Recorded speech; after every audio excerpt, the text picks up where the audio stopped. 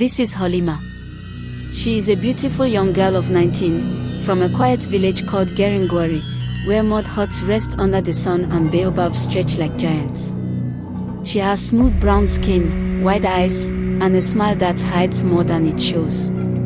By day, she sews clothes for people in the market. By evening, when the sun is softer, she climbs the hill to sit under the baobab tree. The villagers call it Kokomairai, the tree with life.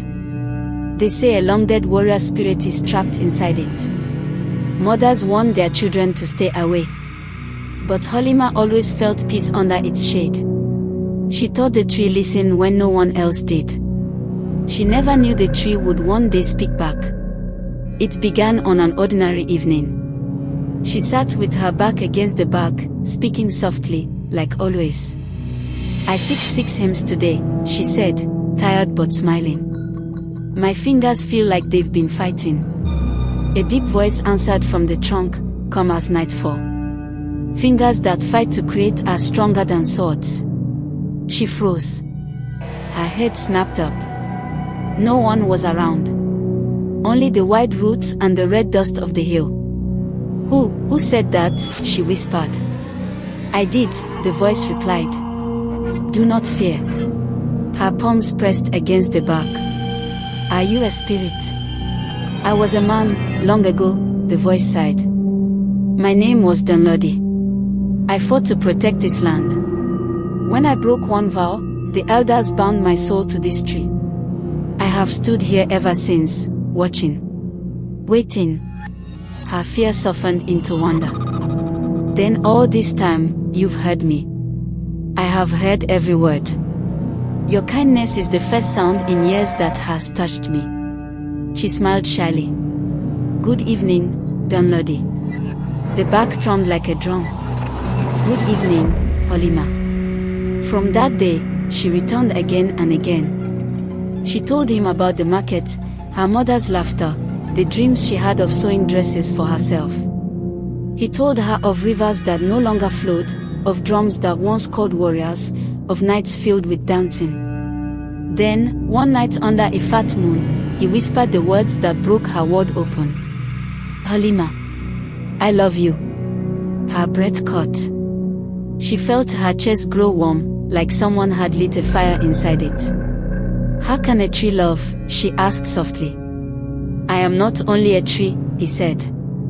"I am a man who listens when you speak. I am a soul that remembers your smile. I am someone who loves you because you see me as more than back and shadow." Her lips curved into a trembling smile.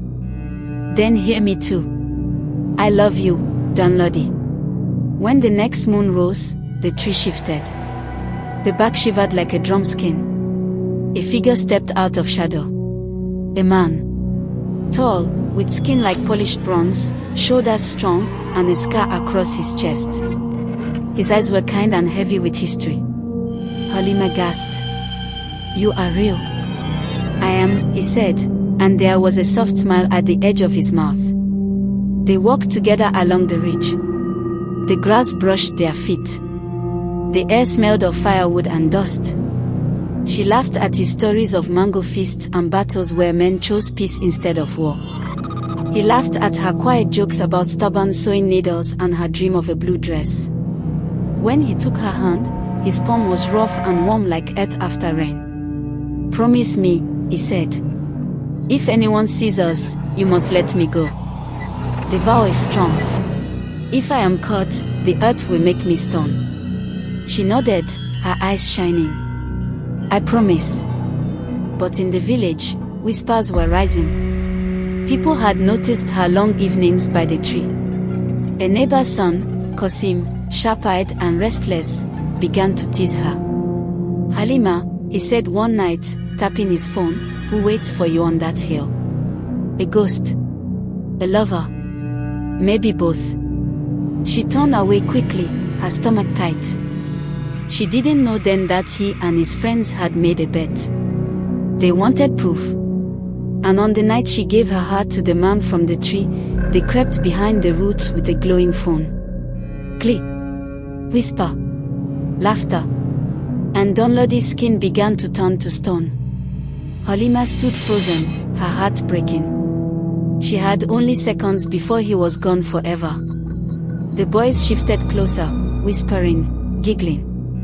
Qasim's voice cut the night. I told you. I win the bet. The stone spread across Dunlodi's chest. His eyes locked on hers, full of love and fear. Halima, he whispered, choose. And she had to. Would she scream? Would she run? Would she fight for him or watch him vanish into stone?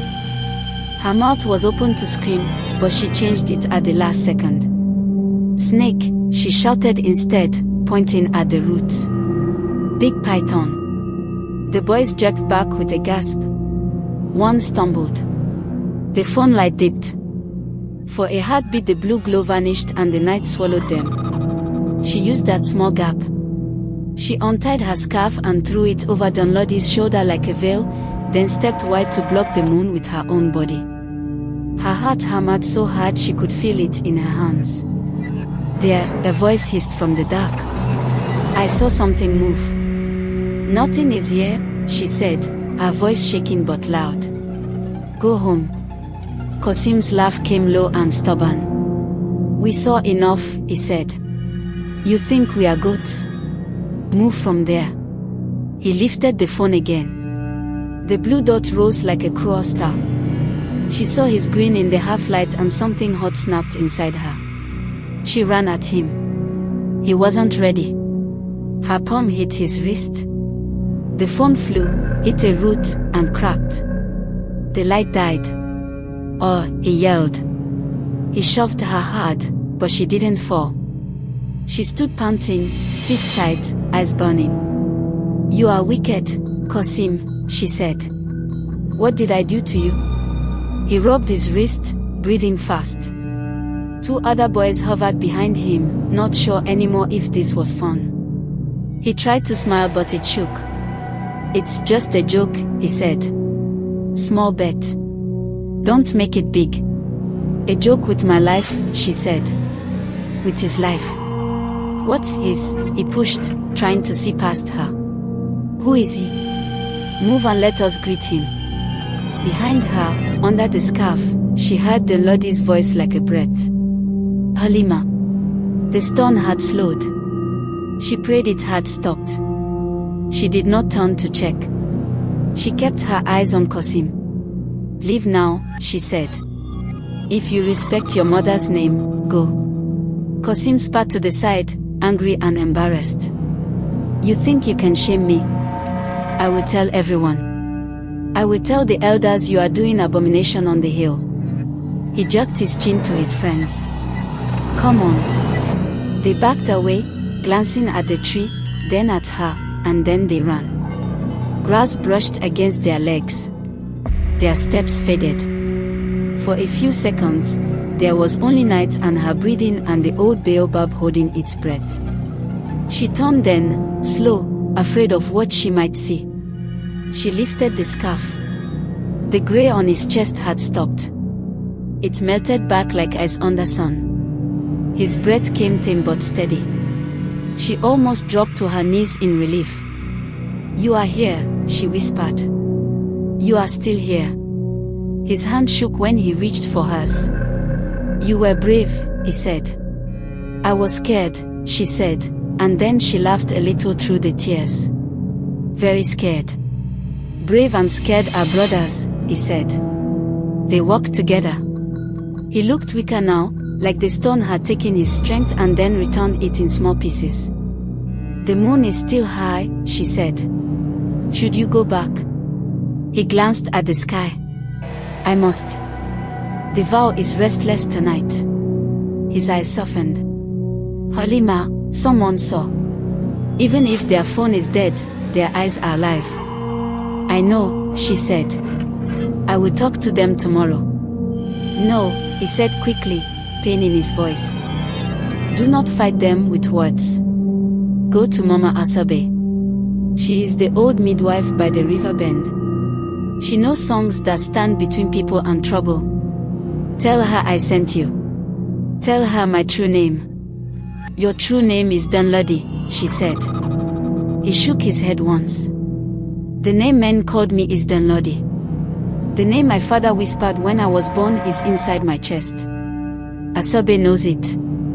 If she speaks it, it will build a small fence around us. She nodded, not understanding everything, understanding enough. I will go at dawn. He touched her cheek with his knuckles, gentle and quick. Thank you, he whispered. And then he stepped back, put both palms to the bark, and slid into the tree as if the trunk was water. The night became quiet again. She stood alone with her scarf in her hands and the smell of dust in the air. She pressed her forehead to the bark. I will keep you, she said softly, like a promise spoken into clay. Morning came with chickens and smoke. She told her mother she was going to the river to wash cloth early, before the market noise. Her mother looked at her long and said nothing, only nodded once and handed her a small calabash. Bring water, she added. Halima walked fast along the path, past the millet, past a woman pounding, past two small boys chasing each other with sticks. The river at the bend was low and brown and slow. Mama Asabe's hut sat near the big stones, roof patched with blue plastic, walls painted with white handprints. A long string of cowries hung across the door. The old woman sat outside on a low stool, grinding leaves in a small mortar. Her skin was the color of ripe cola, thin and beautiful. Her hair was silver and tied back with red thread. Her eyes were small and sharp like points of light. Good morning, Mama, Halima said, bowing. Good morning, child, Asabe answered without looking up. You walked heavy. Your feet are carrying more than legs today. Halima knelt. Her voice wanted to hide. She pushed it out. Mama, someone sent me. Many people send people to me, Asabe said. Who sent you? She swallowed. The man inside the baobab. The peso stopped. Asabe looked up slowly. Say it again with your whole mouth, not your fear. The man inside the baobab sent me, Halima said, stronger now. He told me to find Mama Asabe by the river bend. He said you know his true name. The old woman's eyes went far away for a moment. The elders called him Dunlody, she said. But his father called him Danzoki, with Z, when he was too small to fight but big enough to listen. Only a few remember that. Asabe, he is in danger, Halima said. Boys saw us last night. They have a bet. They want to show everyone. The old woman sighed, long and tired. Boys are always trying to win with other people's lives.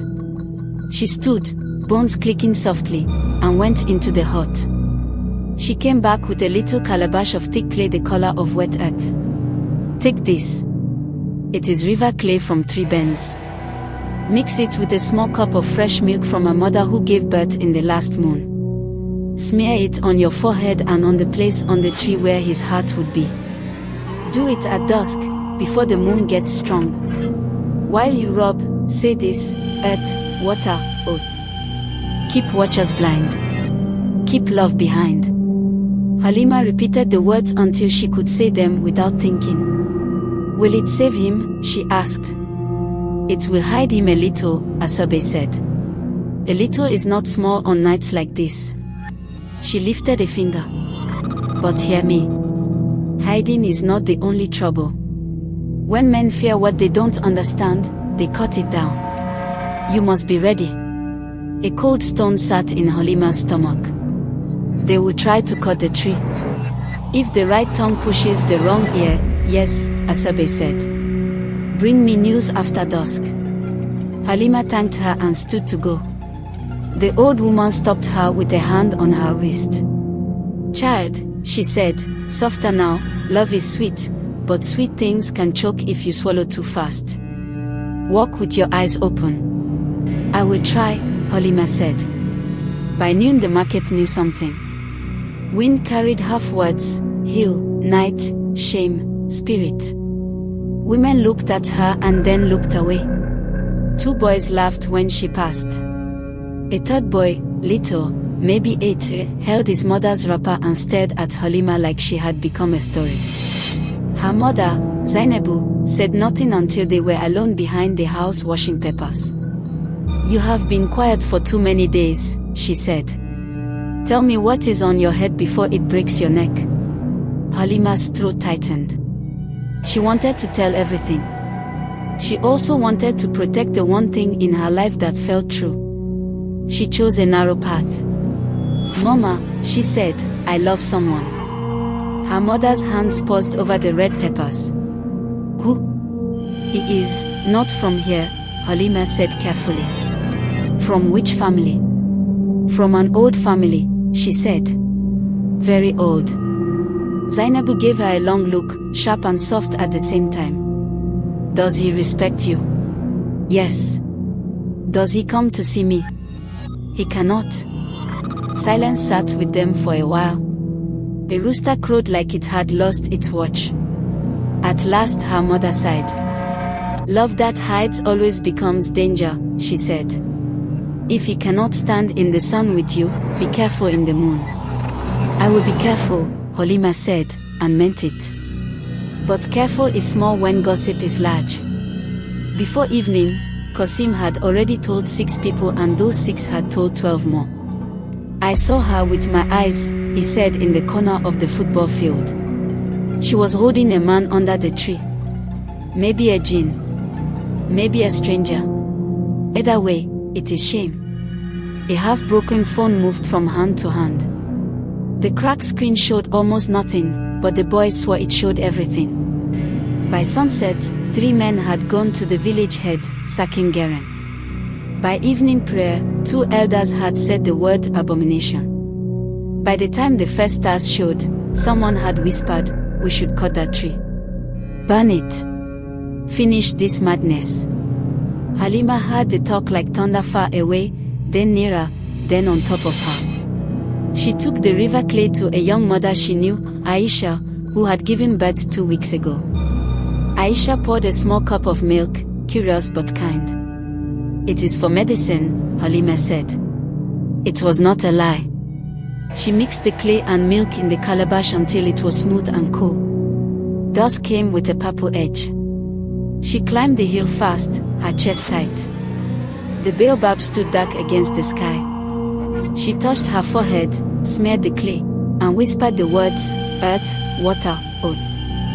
Keep watchers blind. Keep love behind." She pressed her palm to the back where she felt his warmth before.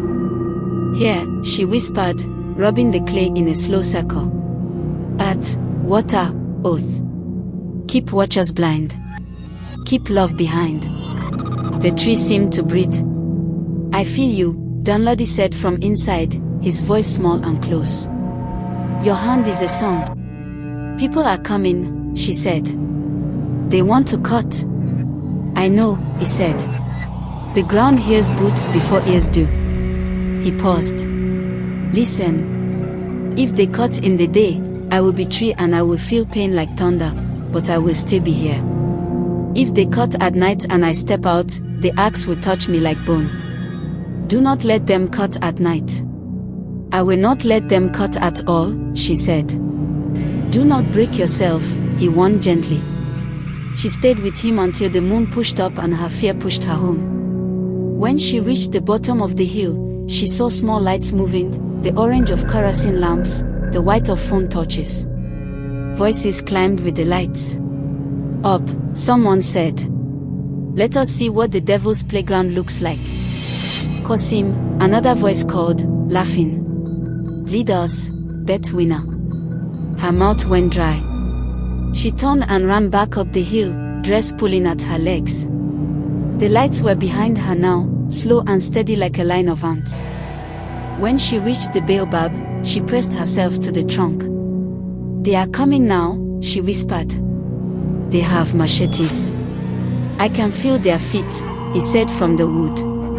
"Halima, go down. Stand in the path. Delay them." She moved to the narrow place where the path squeezed between 2 rocks. The first 3 men reached her there. One held a machete. One carried a small tin of kerosene. Qasim stood behind them with his chin high, trying to look like a man. "Move," the man with the machete said. "Please," she said. "Do not cut the tree." "Step aside," the second man said. "We are not asking." "Where is the village head?" she asked quickly. "Where are the elders? Will you cut without their word?"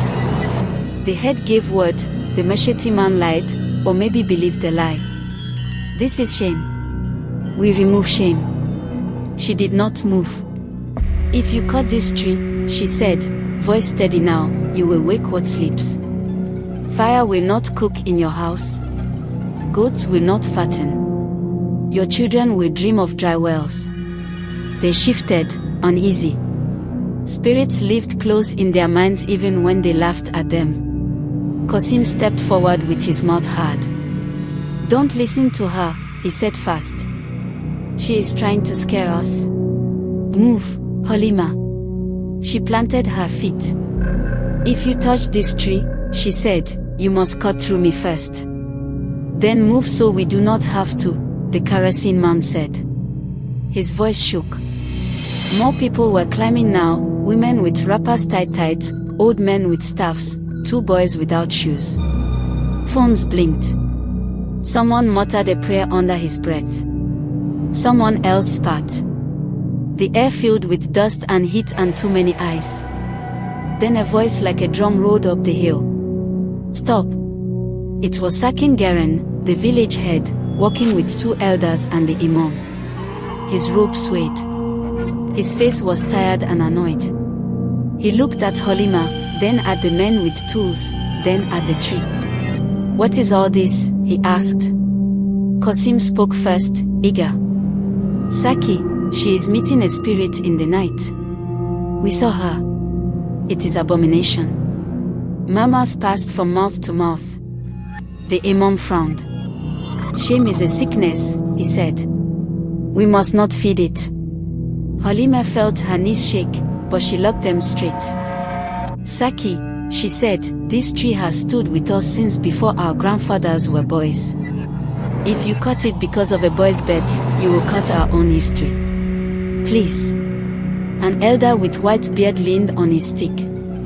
"The stories say a warrior sleeps in this wood," he said softly.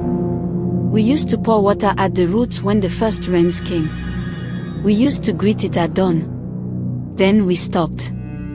Maybe trouble came because we forgot how to respect." "Respect," the kerosene man snapped. "Respect what?" "A demon." The arguments rose and fell like wind. In the confusion, a young man at the edge stepped forward with his machete high, showing off, trying to be brave in front of eyes. "If we are men, let us be men," he shouted, and before anyone could grab him, he rushed past Halima and swung at the root. The blade hit the bark with a shocking crack. The sound was not like wood. It was like bone. The crowd gasped as sap bled slow and thick, smelling green and sweet. Halima heard a cry from inside the trunk, not loud, but deep, like someone shouting underwater. Her heart broke clean in 2. "Stop," she screamed, throwing herself between the machete and the tree. The young man drew back for another strike, face pale now, courage already leaking out of him. He swung anyway. The second blow came down. Halima lifted both arms to catch the blade with her hands. The metal flashed. The world held its breath. And from inside the baobab, a human hand pushed through the bark like a miracle, and caught the machete in the air. The crowd gasped and stumbled back. Some cried out prayers, others dropped their lamps and ran. The young man who swung the machete froze as the weapon trembled in his hands, gripped by fingers that should not exist. A man's hand, dark, strong, scarred, jutted from the back of the baobab. Slowly, painfully, the rest of him emerged. His chest broke through as though the tree itself was giving birth. His head tilted forward, eyes glowing faintly like embers left in ash. Dunlody stood before them. Halima's breath caught. He was taller than she remembered from the night before, his body wrapped in strands of bark that melted into skin. He still held the machete in his bare palm. With a push, he bent it slightly, the metal groaning like a bow. The young man dropped the handle with a shriek and scrambled backward, tripping over roots. The entire hill went silent. Even the night insects hushed. Dunlody looked around at them all, then at Halima. His voice, when it came, was deep as thunder rolling under the ground. "Why do you disturb my rest?" No one answered. Faces turned white in the moonlight. Some men clutched their chests. Women whispered, "Allahu Akbar," under their breath. Children cried and clung to their mothers' wrappers. Only Qasim found his tongue. His fear made his words sharp. "It is a spirit," he shouted. "It is jinn. We must kill it before it curses us all." The crowd stirred again, torn between terror and Qasim's boldness. Halima stepped forward before the fear could spread like fire. She faced the people, her voice clear. "He is no demon. He is the warrior our elders spoke of. The one who protected this village long ago. Look at him. He is not here to harm us." Dunlody's eyes softened as they met hers. For a moment, the world shrank to just the two of them. But Qasim's voice rose again. "Do not listen. Did you not see?" He touched the machete with his hand. "No man can do that. This girl is bewitched. She is in love with the cursed thing." Murmurs spread. Some nodded, others shook their heads. The imam looked troubled. The village head stroked his beard, eyes unreadable. Dunlody's chest heaved. He spoke again, slower this time. "If you fear me, then fear truth. I fought for this land when enemies came with fire. I bled for this soil. Your ancestors called on me, and I answered. When I failed in my last vow, they bound me here. I have not spoken until she," he pointed at Halima, "showed me kindness." His gaze swept across the crowd. "If you cut me, you cut your own bloodline. If you burn me, you burn your own history. Do what you will. I will not fight you." He lowered his arms and let the bent machete fall to the ground with a dull thud. For a long moment, no one moved. Then an old elder with clouded eyes stepped forward, leaning on his stick. His voice cracked but steady. He speaks truth. "When I was a boy, my father told me of Dunlody. How he fought at the river crossing. How he saved women and children. We have forgotten respect, and forgetting makes us blind." The crowd wavered. Some muttered, others shuffled their feet. Halima's heart leapt with hope. Maybe they would listen. Maybe they would let him be. But then Qasim stepped forward, fury and jealousy twisting his young face. Elders grow soft with age. "Don't you see? He is using her. He hides in the tree by day and comes out by night. If we leave him, he will take her soul. Look at her. She is not the same girl anymore." Gasps followed his words. All eyes turned to Halima. She felt the weight of their suspicion press against her chest. She wanted to scream that Qasim was lying, that he was only bitter because she had rejected his teasing, his pride. But her throat locked tight. Dunlody took a step closer to her. His presence was like a shield. "Do not blame her," he said. "If there is fault, it is mine. I should never have spoken." "Then let us end it tonight," Qasim shouted. His hand snatched another machete from a man too frightened to resist. He raised it high, rushing forward with wild eyes. Halima screamed his name, but before Qasim could strike, Dunlody caught him by the wrist. His grip was iron. The boy gasped as his knees buckled. The machete clattered to the ground. The crowd surged, some crying out for mercy, others yelling to fight. Dunlody leaned close to Qasim's ear. His words came low, meant for him alone. "If you cut me, I will not bleed. But if I curse you, your sons will never see rain." Qasim's face drained of color. He tore free, stumbling back into the crowd. His bravado melted into silence. Halima reached for Dunlodi's arm. "Enough," she whispered. "Please. Do not curse anyone. They will only fear you more." His body trembled with anger, but at her touch, his shoulders lowered. The Imam raised his hand, calling for calm. "Enough for tonight," he said firmly. "Go home, all of you. Tomorrow, the council will speak. We will decide if this tree stands or falls." The crowd slowly dispersed, some looking back with fear, others whispering to each other. Qasim slipped away, his eyes still burning with hatred. Soon only Halima and Dunlodi were left at the hilltop. The moon hung heavy above them. He looked at her, sorrow in his eyes. "You should not have done this," he said softly. "They will not forgive you easily." She stepped closer, pressing her hand to his chest. "I will do it again. I will never leave you." His hand covered hers. The warmth of his touch made her forget the fear, if only for a heartbeat. Then a rooster crowed in the distance, sharp and early. His body stiffened. His skin began to ripple like water turning to stone. "No," she whispered, clutching his hand. "Not yet." "It is time," he said, voice heavy with regret. "The night is over."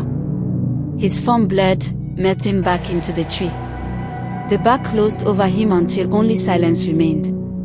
Halima stood alone beneath the baobab, tears streaming down her cheeks. She pressed her forehead against the trunk.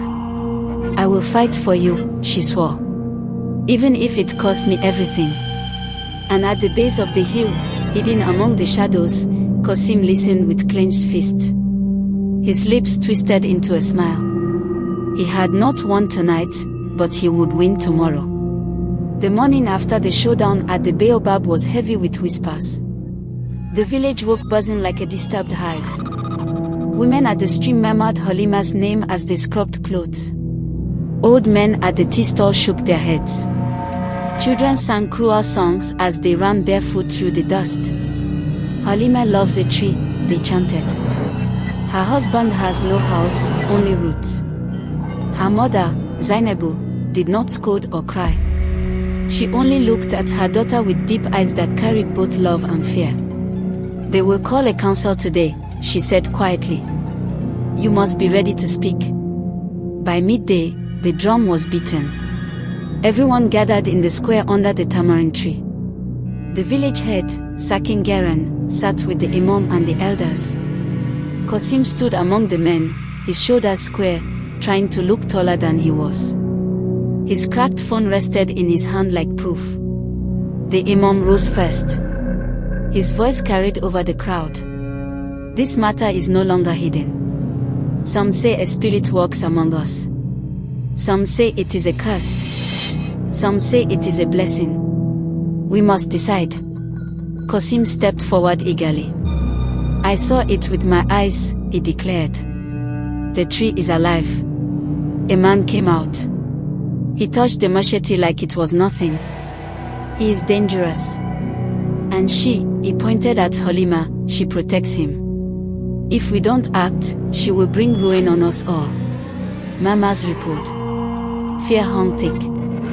Halima's knees shook, but she stepped forward. Her voice trembled at first, then grew strong. "Yes, it is true," she said. "There is a spirit in the tree. His name is Dunlodi. He fought for this land long ago. He is not a demon. He is our protector, forgotten but still watching. He loves this village. He loves me. And I love him." Gasps rose like birds.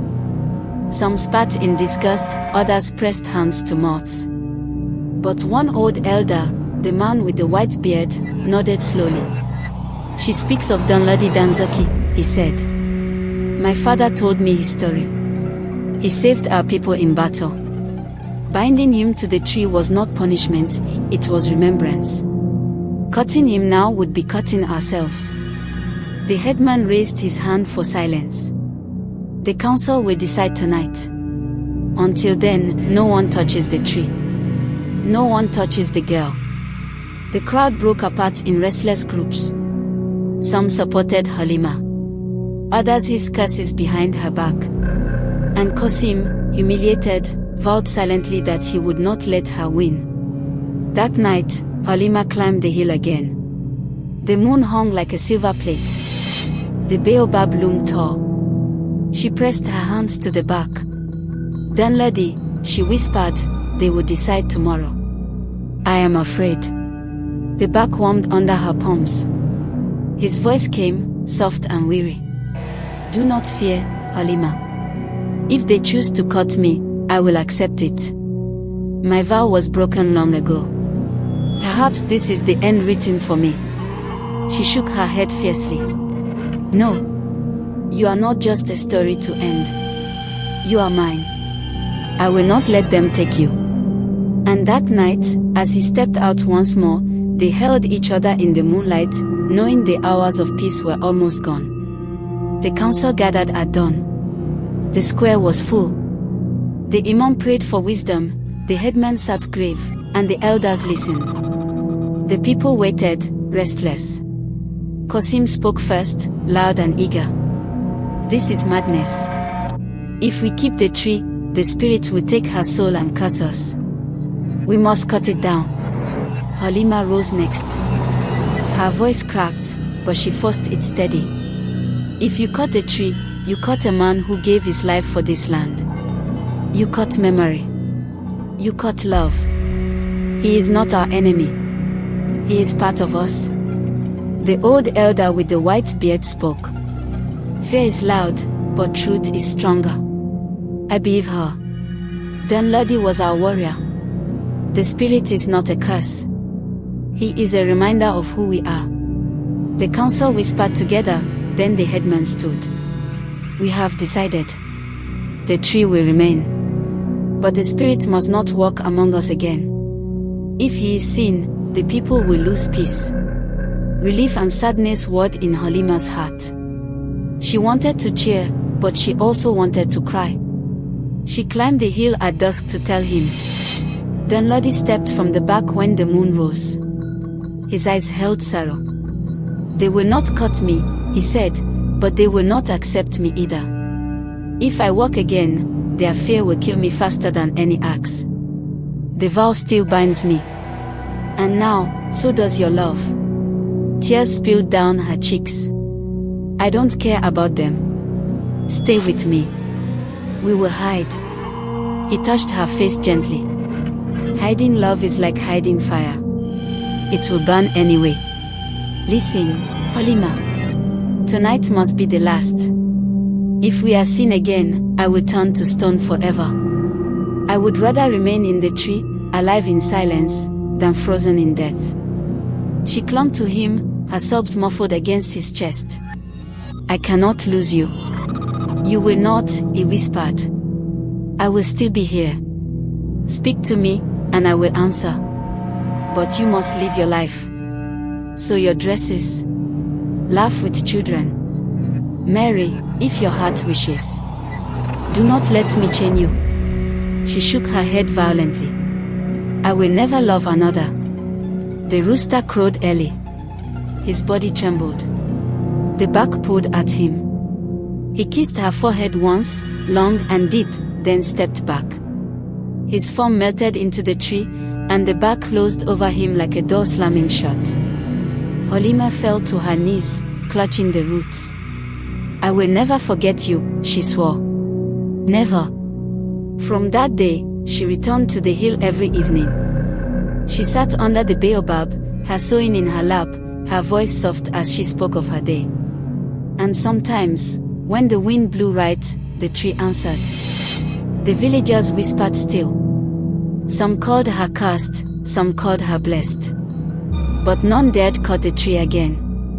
For in Gerengwari, under the silver moon, people sometimes swore they saw the faint outline of a man standing with her, his hand just brushing hers, until the rooster crowed, and he was gone. And so the tree that fell in love remained, caught between stone and spirit, bound by vow and memory. And Halima, The girl who loved him carried his secret in her heart forever.